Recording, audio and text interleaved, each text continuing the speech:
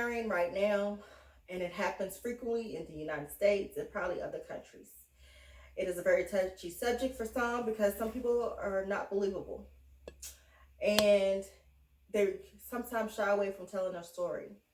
Today, we are survivors. We're going to share our stories with you all and let you know that you are not alone in this battle of domestic violence. Today, we want you to know that you are a survivor. Tune in. Let's talk about it.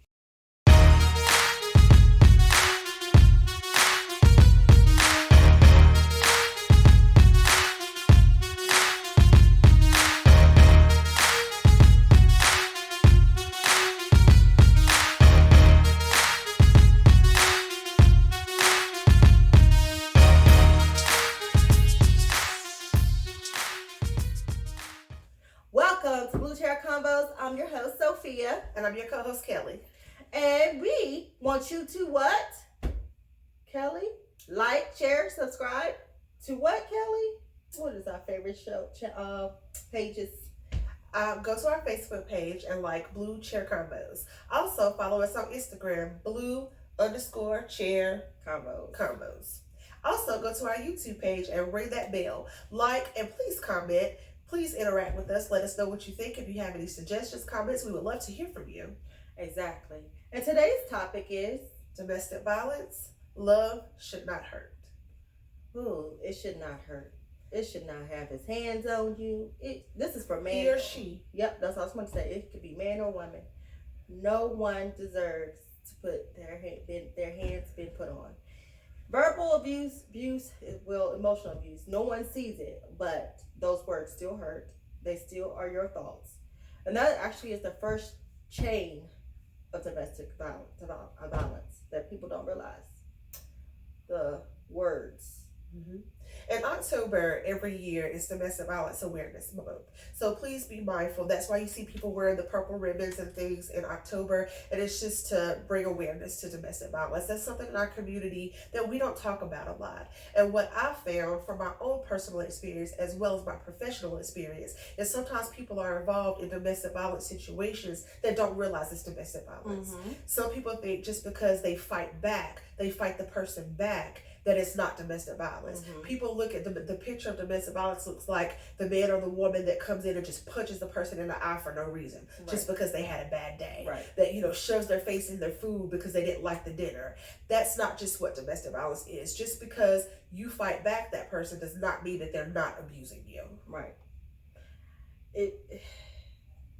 For that person, I see it all that, like you said, in the profession, because we're both professionals, and our job is part of that world, and it affects not only you, it affects your whole family, because someone may be torn from their family and can't see their family anymore because the person they're with. Isolation. Yes, that's a big part of a domestic violence relationship. Just to share my story a little bit, what's personal to me is that I was in a domestic violence relationship with my first husband for many years that I did not realize until I was out of it that it was actually a domestic violence relationship.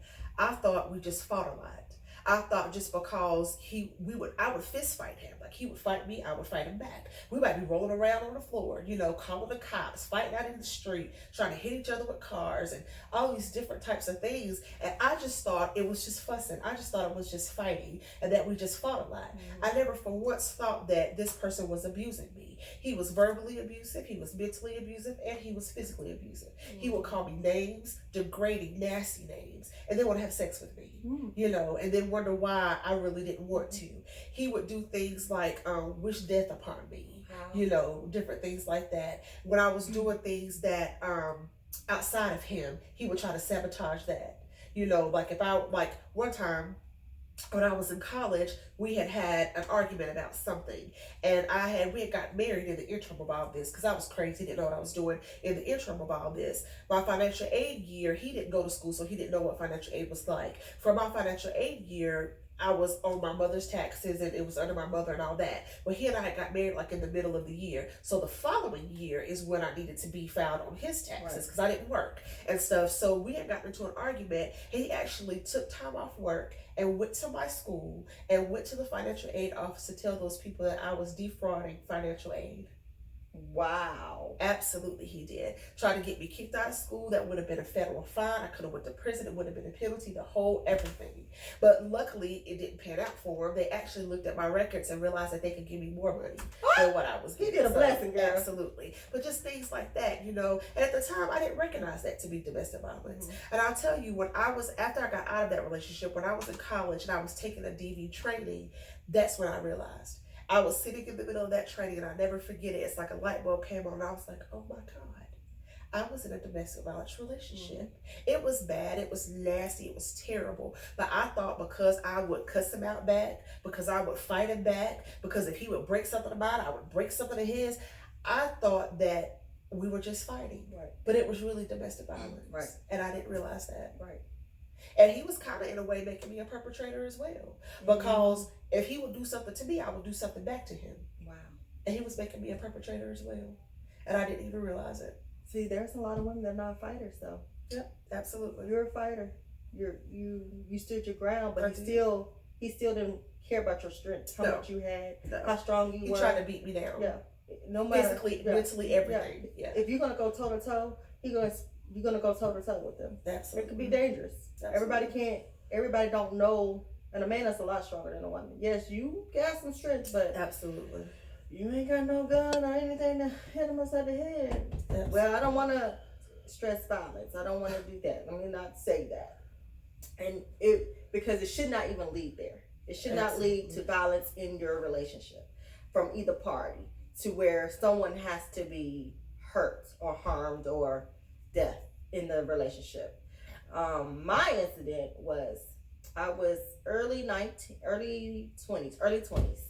I was living next door to my parents, who my grandmother. It was my grandmother's mobile home next door, and my dad did not condone anyone if you're not married in his home. So I was already violating his disrespected, as you call it, or whatever. But anyway, so the first time for me is when we were arguing over something and he's hauled off and slapped me in the kitchen. I stood there in one disbelief, like, did he just hit me? My dad is right across the street. All I gotta do is go get him, but I know how my dad is. For one, and my mama. And so it was like, what do I do next? You're confused. I don't know, someone's out here that's probably like that. Everybody's like, well, this is what I do. I heard this story so many times from people who've never been in an abusive relationship. Why didn't you just, and I would have. Right. Actually, people don't know that I've been in a domestic violence because I don't say nothing, but I hear all I would do this. I can do this. And I bet a man hit me. Well, until you're in that situation, you don't know what you're liable to do. You might stand there like I was, baffled, confused, what just happened, and go crying. But I care for this man. I still stood. So eventually we moved to Texas. It got worse. Now I'm away from everybody, and I'm on survival mode, 100% survival mode. One thing my parents taught me is there are some people right now. This group of people that's growing up in this world right now have no clue of how to survive. Let me tell you, my parents equipped me out of the house. I may not have seen everything, but I know what I had to do was to go to work. I had 2 jobs when I lived in Texas. 2, not 1, 2. I was a financial breadwinner actually in the home, but he still had control. Why? I don't know how he had control, and I made sure the roof was over our head. He didn't have the credit. I had the credit. I had the money. And they show proof that I can get any apartment I wanted. I could have left at any given time. In the state of Texas, when I did go to a shelter and did talk to the police, and even in North Carolina, you can actually pick up. There are some numbers you can call, and you're gonna leave your apartment, and it will not affect you in any regards. People don't know that. I know You know that. that. I know that because I've been there. People, it there's some things here that there's resources out there for you, and you need to go research it. Whoever's in a situation, everybody's like, I want to help, and then some people turn their backs. Those that are turning their backs, God forgive you, because sometimes you don't understand the situation. They want to get out, but they are really financially blown away. They can't move. I had the money. I could have picked up any given time. But what I was thinking about was my credit. I didn't want to mess up what I already had. He could have got put out at any given time. It was so bad that my neighbors went to the leasing office, and when my the manager there, is everything okay? Neighbors have been complaining, and I was sitting there. All I could do was being silent, and when I walked away I was in tears. Like, this is really serious, but how do I move? How do I get out of this situation? Where do I go? I was scared because I'm living in a whole different state, and now everybody, Texas is a whole different breed of laws. I don't know what to do. I actually got kicked out of my own house. I bought some new clothes. I remember the time I bought some new clothes.